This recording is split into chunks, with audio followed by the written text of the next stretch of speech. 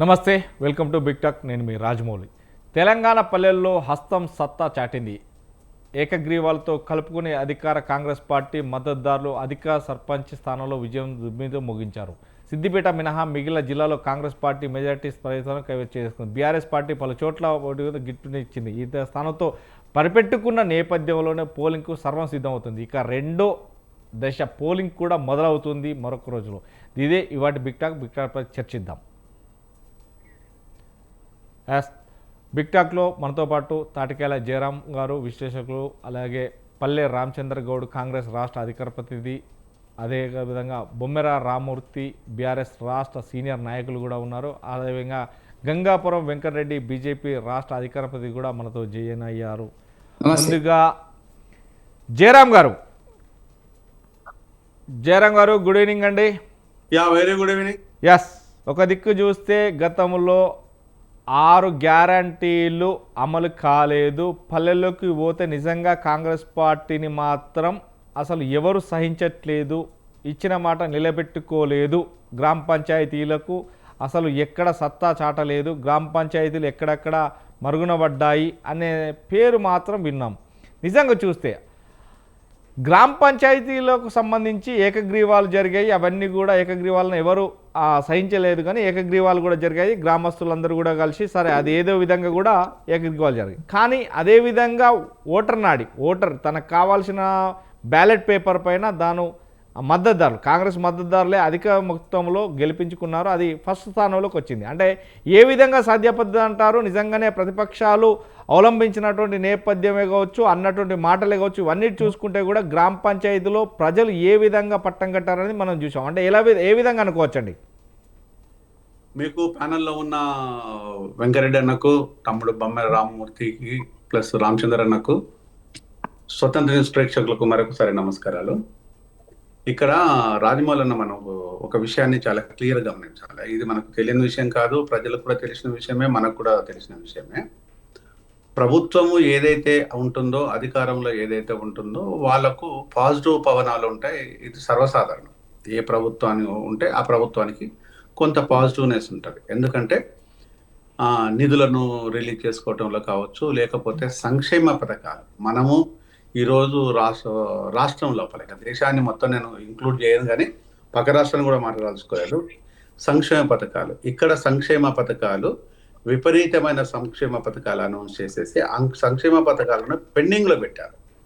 అంటే ఈ పెండింగ్ అనేది యాదృచ్ఛికంగా యాక్సిడెంటల్గా జరిగింది కాదు, ఇది వాంటెడ్గా పెండింగ్లో పెట్టేసి ఎలక్షన్లకు కానీ కొంచెంగా ఒకేసారి ఇస్తే డబ్బుల కొరత ఉందని చెప్పేసి దాన్ని ఒక పద్ధతి ప్రకారము, అంటే కాంగ్రెస్ పార్టీ రేవంత్ రెడ్డి ఒక పద్ధతి ప్రకారము సో అప్పులున్నాయి అనే దాన్ని ఒక పద్ధతి ప్రకారం లేవనెత్తేసి అప్పుల మాటల సాటు అలానే పెట్టేసి ఎలక్షన్లు పెట్టేసి ఎక్కడికి పోయినా ఏ సంక్షేమ పథకాన్ని పెట్టాలని కూడా అప్పులున్నాయి అనేది ఈ ఒక జపం.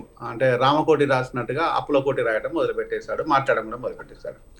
సో అది ఒక సంవత్సరంన్నర విన్నారు. ఇప్పుడు జనాలకు విరక్తి కలుగుతుంది.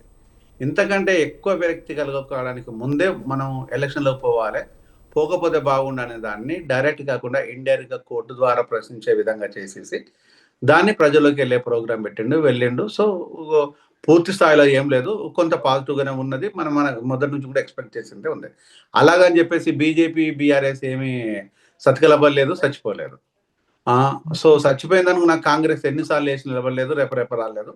రాజకీయ పార్టీలు అంతే, అది నైజం అంతే. అది సో ఈరోజు బీఆర్ఎస్ కానీ బీజేపీ కానీ సో అంటే కొంత రెండు పార్టీలు కలిపి ఒక 50% క్లెయిమ్ చేస్తే అధికార పార్టీ 50% క్లెయిమ్ చేసింది.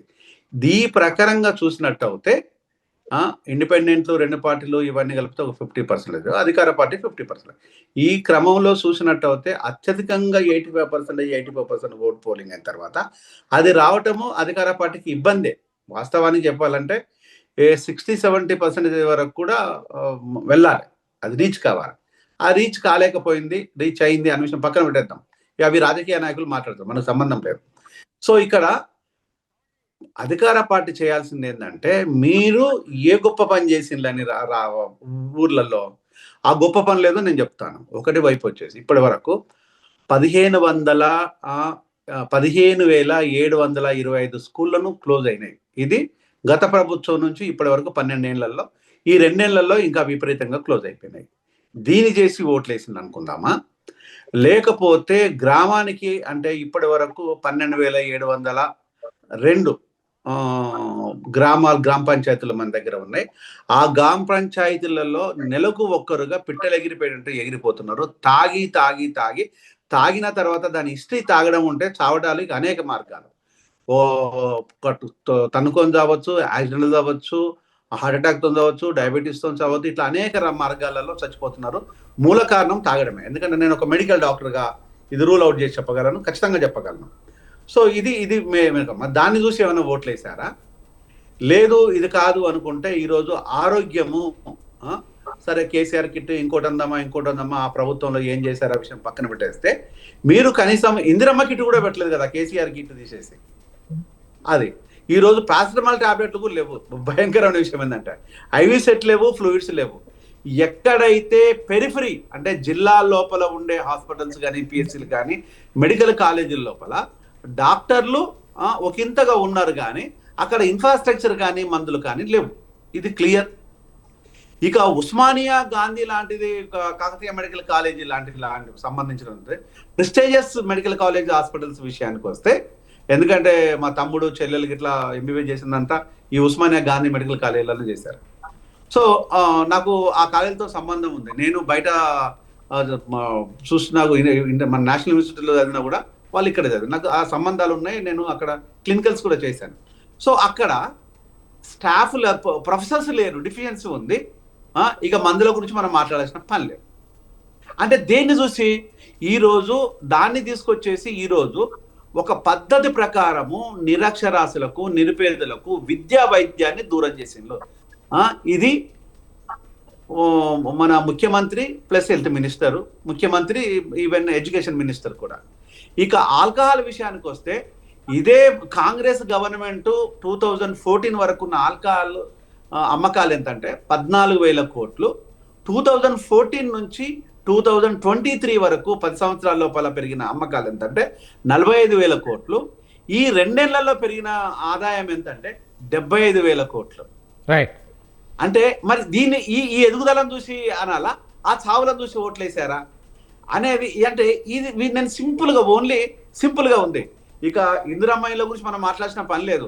45 ఏళ్ల క్రితము ఇందిరమ్మ 200 గజాలు ఇస్తే ఆ 200 గజాలను కూడా ఊడబెరుకోవడం కోసము ఆ కుటుంబం లోపల 4 కుటుంబాలు అయినాయి. అప్పుడు మా తాతకి ఇచ్చిన ఇల్లు ఇప్పుడు నా తండ్రి అయిపోయిండు, నా కుటుంబం అయిపోయింది, నా పిల్లల వరకు వచ్చేసింది. అంటే ఇది 4వ తరం 45 ఏళ్లలో. ఇది క్లియర్. అంటే ఇప్పటి వరకు అయితే లేవు, ఇండ్లేమి ఇచ్చిన దాఖలాలు లేదు, ఇంట్లో స్థలాలు ఇచ్చిన దాఖలాలు లేదు. దోపిడీ చేసిన స్థలాలు మాత్రము 1,28,00,000 ఎకరాలను రాజకీయ నాయకులు మాత్రమే మింగేసిండ్రు. రైట్ రైట్ జయరామ్ గారు. అంటే ఈ మింగడానికి చూసి ఓట్లేసిండ్లా దాన్ని ఒకసారి ఆత్మవిమర్శ. ఆ ప్రభుత్వము దీన్ని ఎందుకు ప్రశ్నించలేని నిస్సాయ స్థితిలో ఉన్నది బీజేపీ, బీఆర్ఎస్ ఎందుకు ప్రశ్నిస్తలేదు అన్నది ఈ విషయాలను తెలుసుకున్న ముందు రామూర్తి గారు బొమ్మరి రామూర్తి గారు వాయిస్ వినబడుతుందా? హలో రామూర్తి గారు, నా వాయిస్ వినబడుతుందా? Right right right.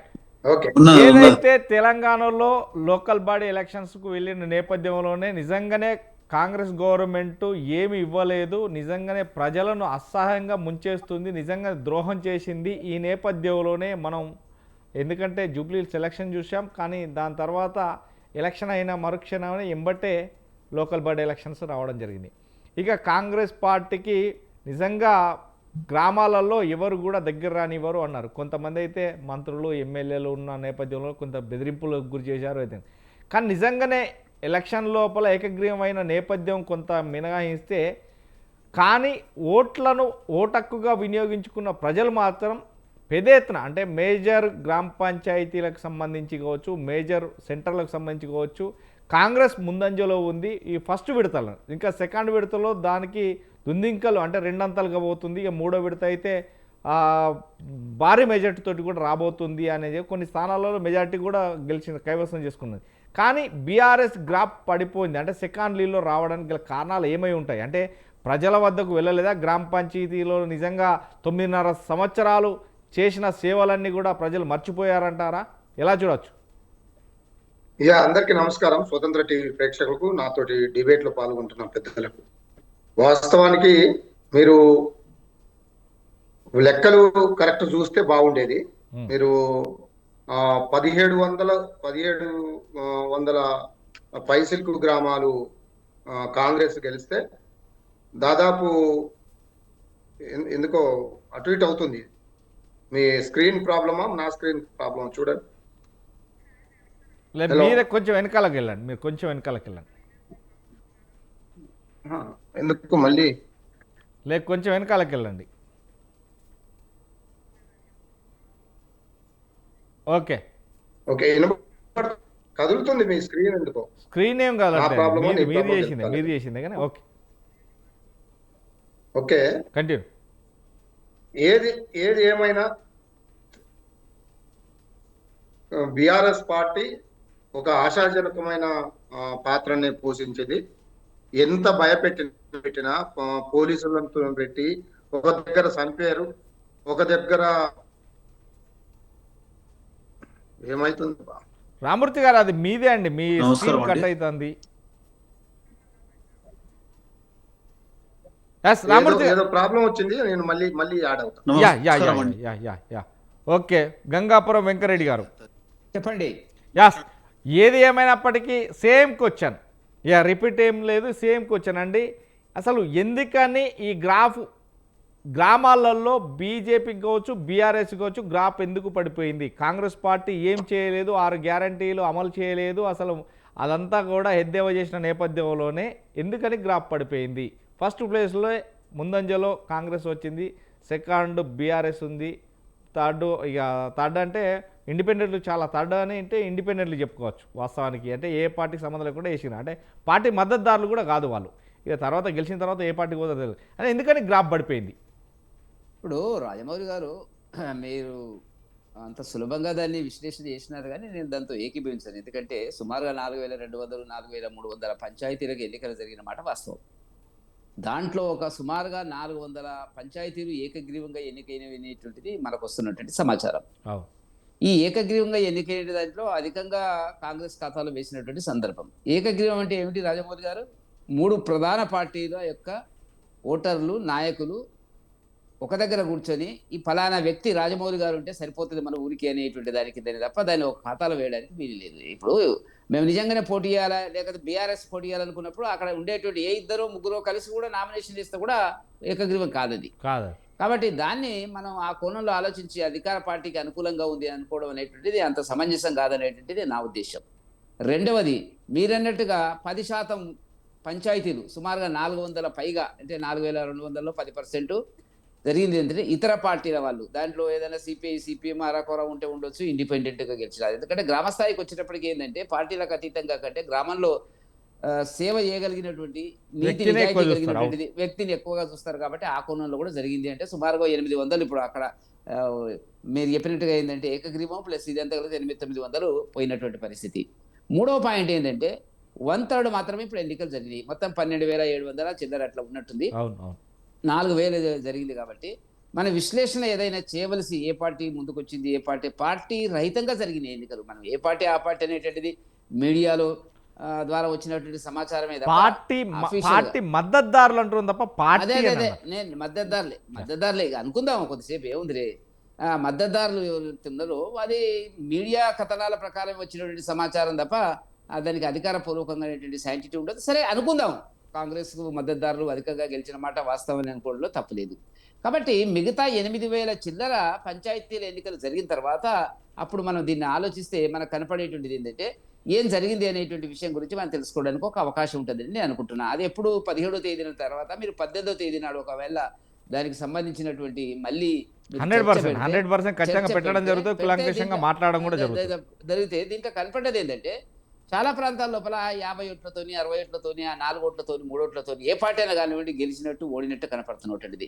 ప్రజల యొక్క ఇప్పుడు జరిగినటువంటి ఎన్నికలు మీరు గుర్తుంచుకోవాల్సింది రాజమౌళి గారు, 3.5 లక్షల మొత్తం ఓటర్లు ఉన్నటువంటి తెలంగాణలో అన్ని కలిపితే ఇప్పుడు 1.5 కోటి జనాభా మాత్రమే ఓటింగ్ పాల్గొన్నారు. సగం పాల్గొన్నారు, సగం 145 కార్పొరేషన్స్ ఉన్నాయి, మున్సిపాలిటీస్ ఉన్నాయి, కార్పొరేషన్స్ ఉన్నాయి. ఆ పట్టణ ప్రాంతానికి సంబంధించిన ఎన్నికలు దీంట్లో రాలేదు కాబట్టి మనం ప్రజలు ఇటువైపు వెళ్ళిపోయినారు అనుకోవడం కూడా పొరపాటు. ఎందుకంటే గతంలో మనం చూసినారు మీరు, టీఆర్ఎస్ కు కాంగ్రెస్ కు అంతా 1.5 1.2 డిఫరెన్స్ వస్తుంది. కాబట్టి ఇప్పుడే మనం కంక్లూజన్ కు జంప్ అయ్యి అనుకూలంగా ఉంది హస్తం పార్టీకి అనుకోవడం అనేటువంటిది చర్చ కోసం అనుకుంటే అనుకోవచ్చు. వాళ్ళు వాళ్ళు ఆ విధంగా భావిస్తే మాకు అభ్యంతరం లేదు. రెండవది, ఇప్పుడు బీఆర్ఎస్ పార్టీ అనేటువంటిది సీఎం కాంగ్రెస్ కు వచ్చినటువంటి సర్పంచ్ స్థానాలు అనుకుందాం, అవి కరెక్టే అనుకుందాం. మా వరకు వచ్చేటప్పటికి ఏంటంటే మేము పార్టీ రహితంగా జరిగింది కాబట్టి మేము కీలకంగా మా నాయకులు ఎవ్వరు కూడా పార్టీలు అంటే మా అధ్యక్షులు టూర్లు వేయడము చెప్పడం అనేటువంటి లేదు. స్థానికంగా ఉండేటువంటి మా కార్యకర్తలు నాయకులు కలిసి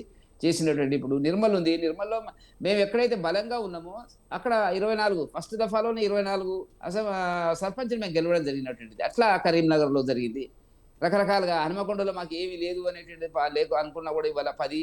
నేనేమంటున్నా అంటే ఇవన్నీ కూడా 3 దఫాలుగా జరిగేటువంటి ఎన్నికల తర్వాత ఒక విశ్లేషణ కోసం మళ్ళీ ఓటింగ్ శాతం మనకు దొరుకుతుందా దొరక లెక్క ఏ మద్దతుదారుడికి ఎన్ని ఓట్లు వచ్చినాయి అనేటువంటిది లెక్కించి చేసి అది కూడా ఆఫ్ రిజల్టే. మనం కాంగ్రెస్ వైపు ఉదరా లేరా అనేటువంటిది గ్రామ ప్రాంతాల్లో ఉన్నారనుకుంటే పట్టణ ప్రాంతాల ప్రజల పరిస్థితి ఏంది.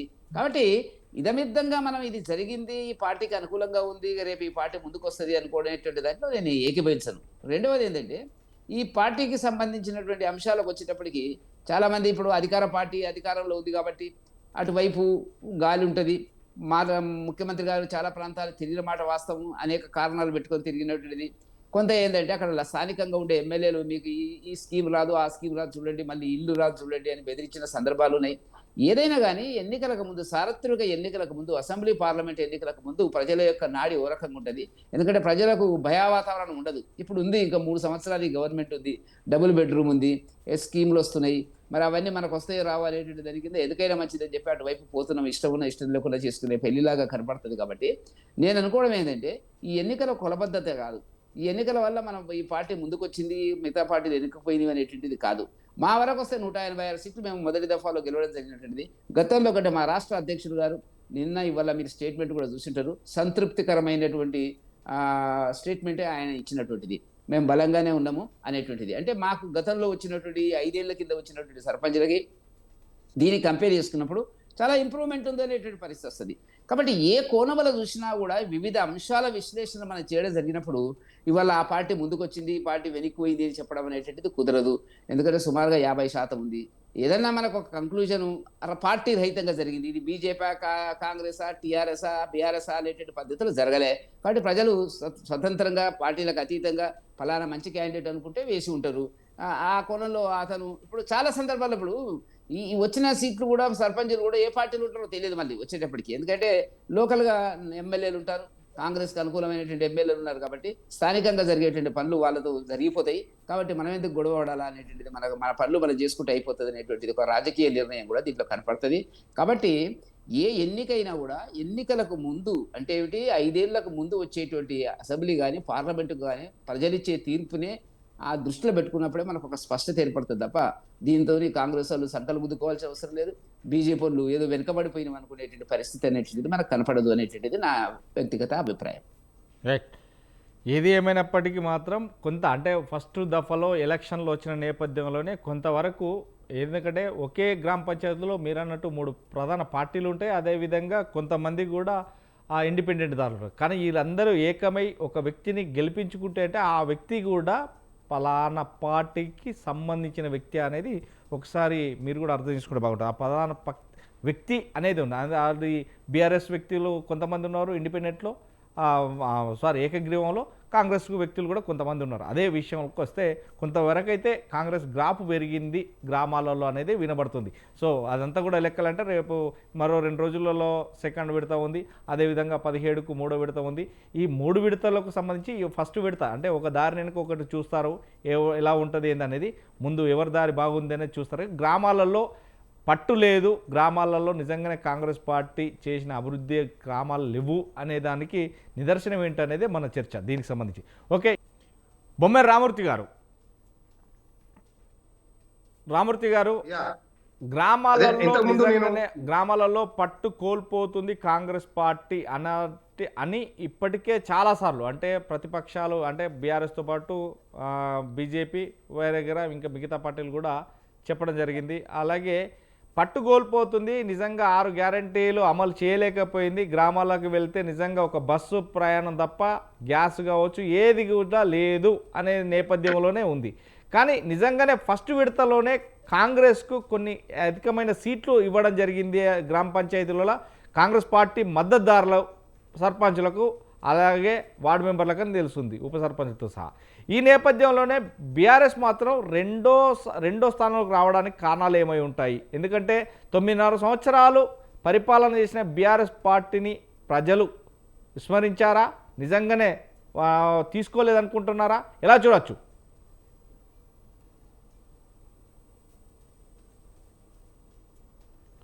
రామూర్తి గారు,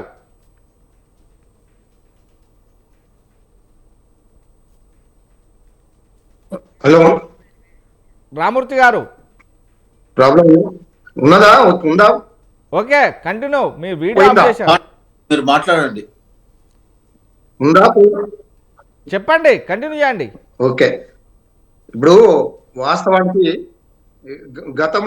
గతంలో మీరు ప్రభుత్వాలు ఉన్నప్పుడు ఏ ప్రభుత్వం ఉన్నా వన్ సైడ్ ఉండేది గ్రామ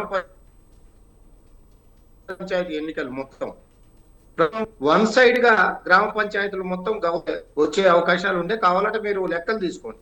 కానీ ఈ ఎన్నికల్లో దాదాపు 50% అబో 50% వరకు ప్రతిపక్షాలు తీసుకున్నాయి. 50% అబో అంటే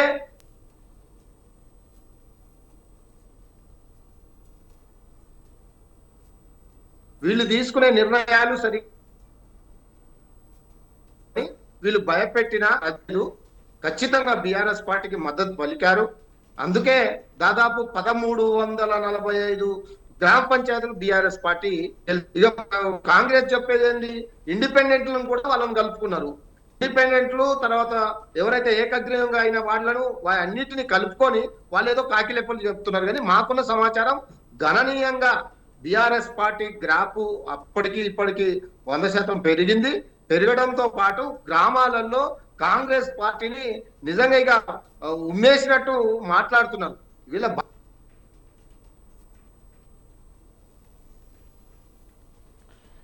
ఎస్ రామూర్తి గారు, నిజంగా ఏదో ప్రాబ్లం వచ్చినట్టుంది.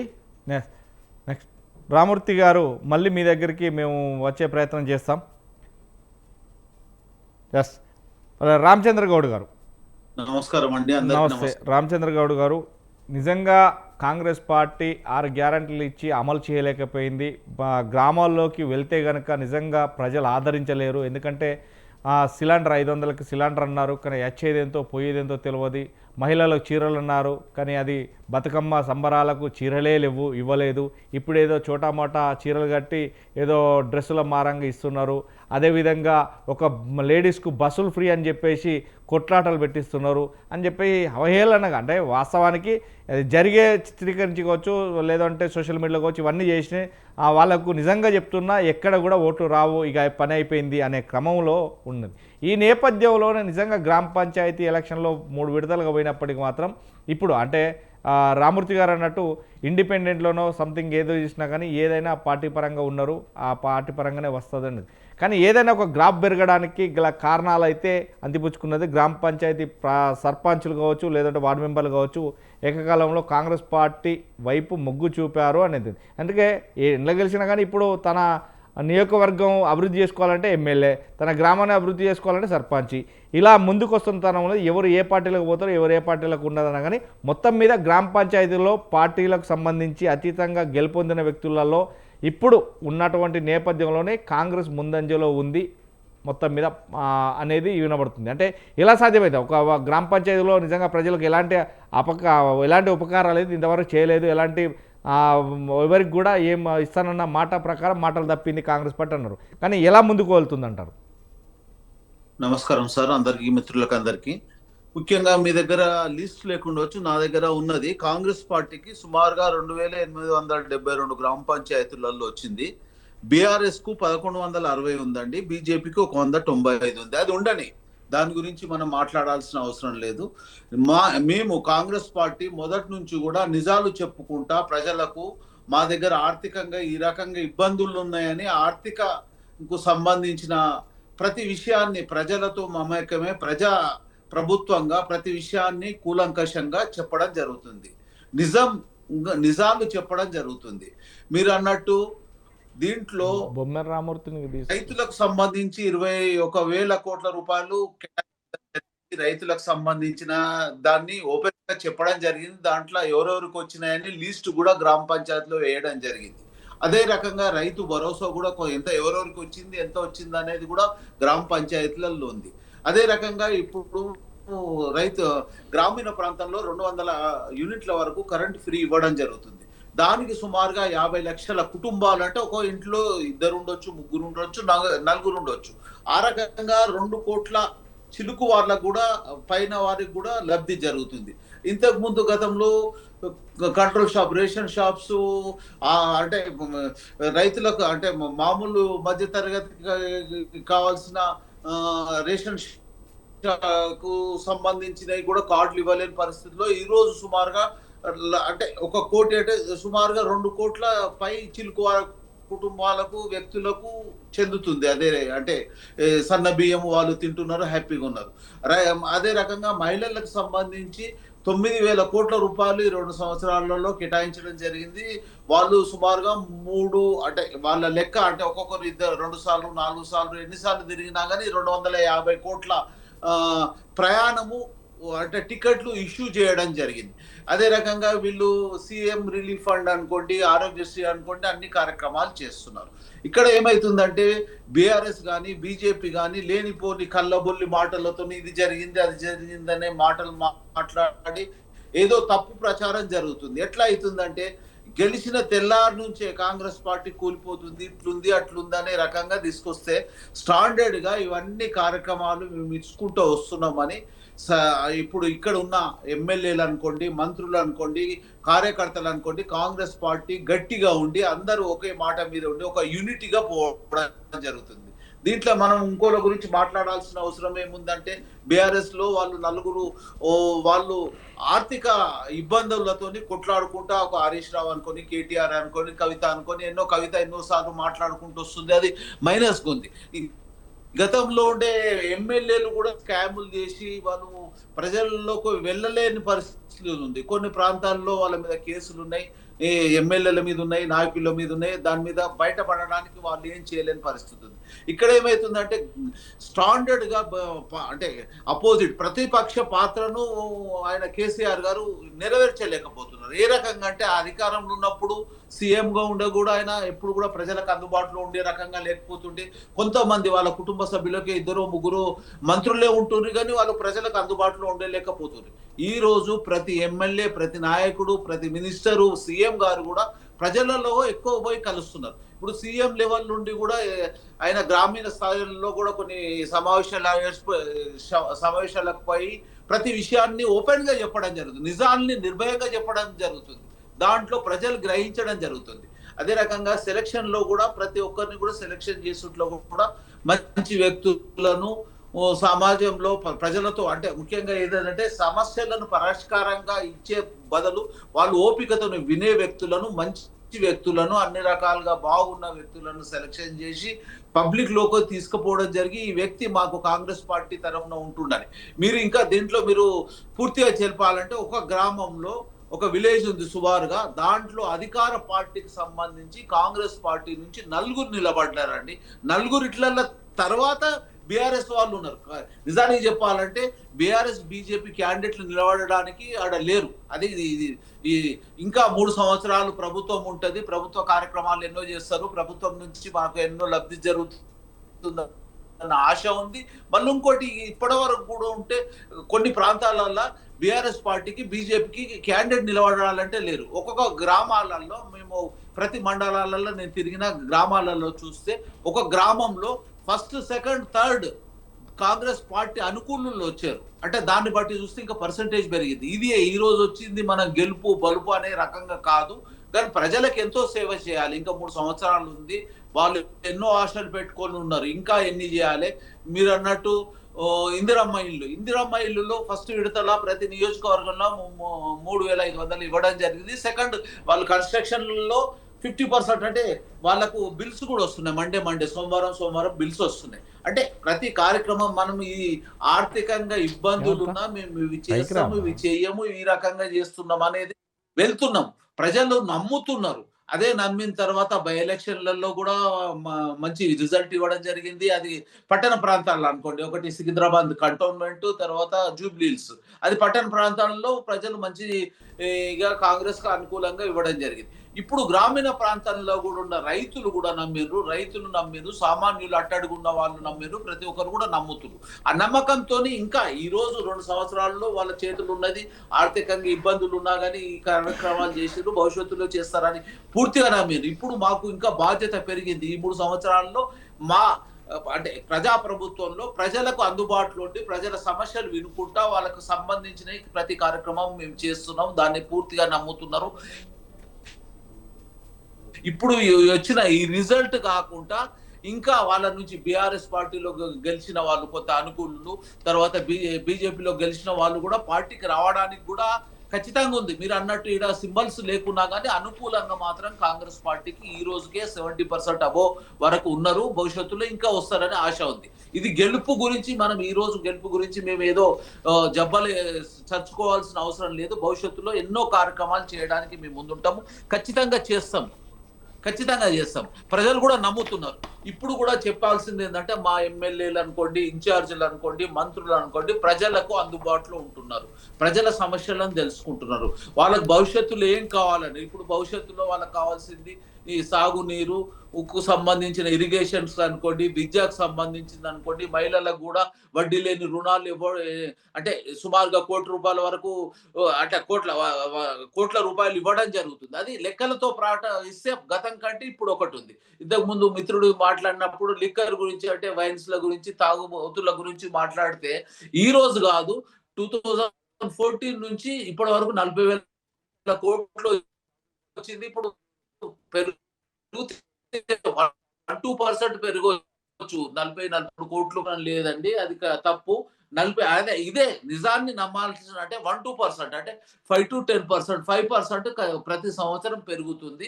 ఈ రోజు కూడా 42,000 కోట్ల రూపాయల అమ్మకం గతంలో జరిగింది. ఇప్పుడు కూడా 43,000 కోట్ల రూపాయల జరిగింది, కానీ 75,000 కోట్లు లేదనేది ఈ సందర్భంగా తెలుసు. అంతకుముందు తెలంగాణ రాకముందు సుమారుగా 12,000 కోట్లు ఉంటే ఒకటేసారి ఈ 10 సంవత్సరాలలో పెరిగింది నిజమే, కానీ ఈ 1-2 years లో అంత డిఫరెన్స్ మాత్రం రాలేదు. ఈ రోజు కాంగ్రెస్ పార్టీ ఖచ్చితంగా మాట ఇస్తున్నది, భవిష్యత్తులో ఏదొచ్చినా అంటే రెవెన్యూను పెంచుకోవడం.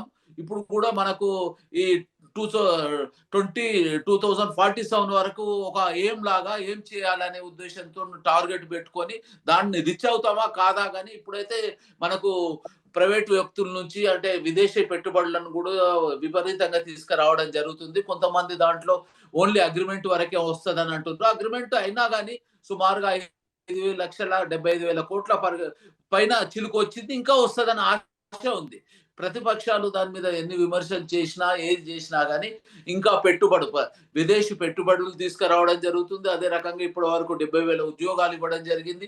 భవిష్యత్తులో ఉద్యోగాలు ఇవ్వడం జరుగుతుంది. అదే రకంగా ప్రైవేట్ సెక్టర్లో కూడా అన్ని రకాలుగా ఆస్కారంగా డెవలప్మెంట్ కూడా చేయడం జరుగుతుంది. గతంలో కాంగ్రెస్ పార్టీ ఉన్నప్పుడే భూముల పంపకాలు సామాన్యునికి ఇవ్వడం జరిగింది. ఈ రోజు కూడా ఎక్కడ అనుకూలంగా ఉంటే అక్కడ ఇవ్వడానికి రెడీ ఉంది.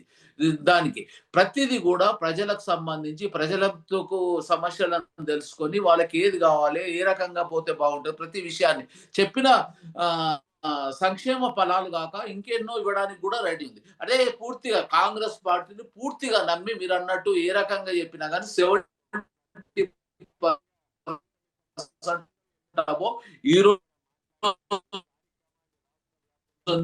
ఇంకా పెరుగుతుందని మా వాళ్ళు అనుకోండి, గ్రేటర్ హైదరాబాద్ అనుకోండి, అన్ని రకాలుగా వస్తుంది. అయితే ఇక్కడ ఏమైతుందంటే అంతర్గత కలహాలు.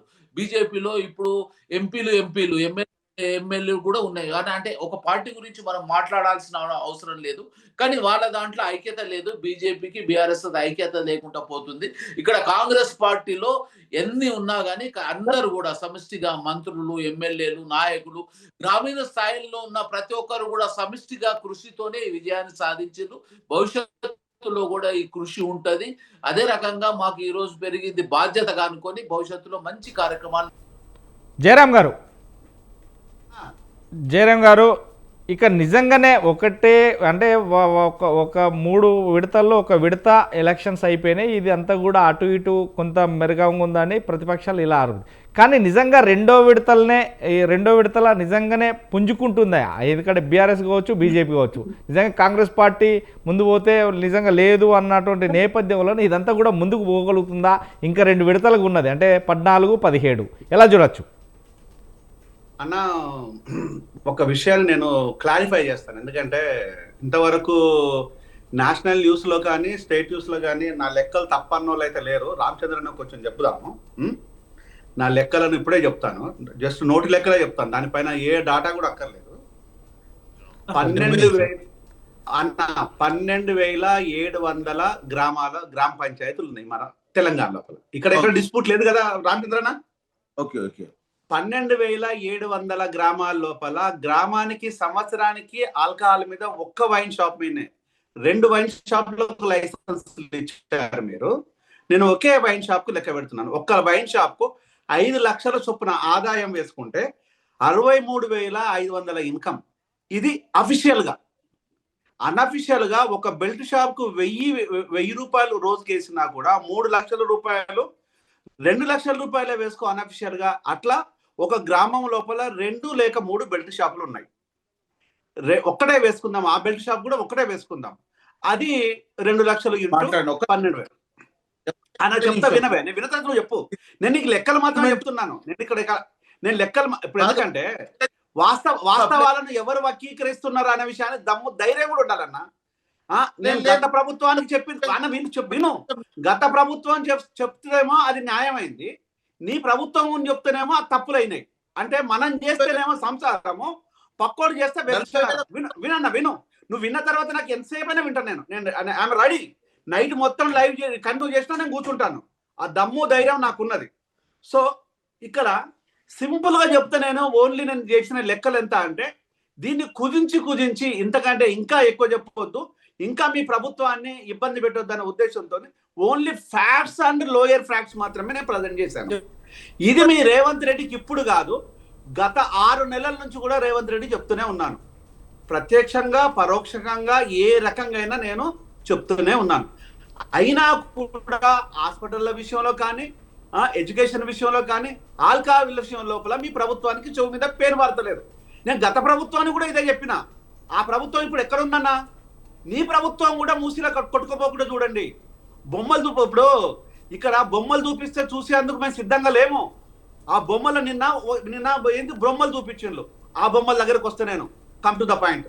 సో ఇక నేను ఆల్కహాల్ జోలికి పోదలుచుకోలేదు. ఇక నెక్స్ట్ ఫ్యాక్ట్, ఇక్కడ తెలంగాణ లోపల పైడి జయరాజ్ అనే ఒక సూపర్ స్టార్ హీరో ఉండేది.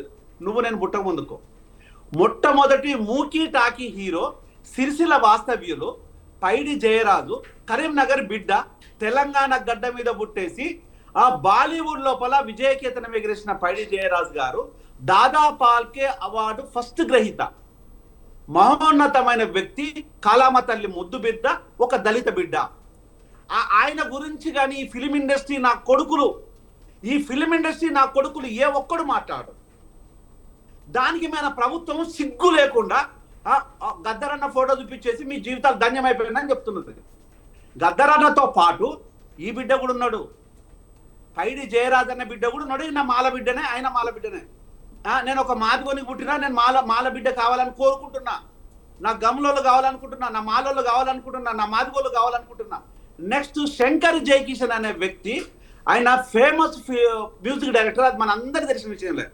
ఆవారా సినిమా కాంచి మొదలుకుంటే రామ్ తేరి గంగమైలి వరకు మహోన్నతమైన సూపర్ హిట్స్. ఆయన మాదిగ కుటుంబానికి సంబంధించిన వ్యక్తి శంకర్ ప్లస్ జయకిషన్. శంకర్ మన హైదరాబాద్ క్యాండిడేట్. ఆయన బొమ్మ లేదు.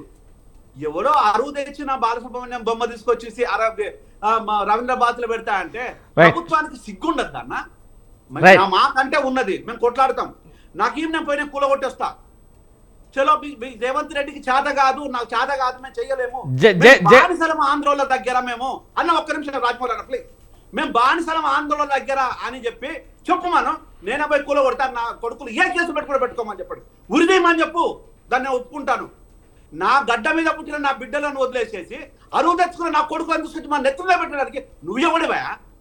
నువ్వు తీసుకొచ్చి చిరంజీవిని హెలికాప్టర్లో పట్టుకురా, మేము వద్దనం. నువ్వు కాళ్ళకు నమస్కరించు, మేము కాదనం.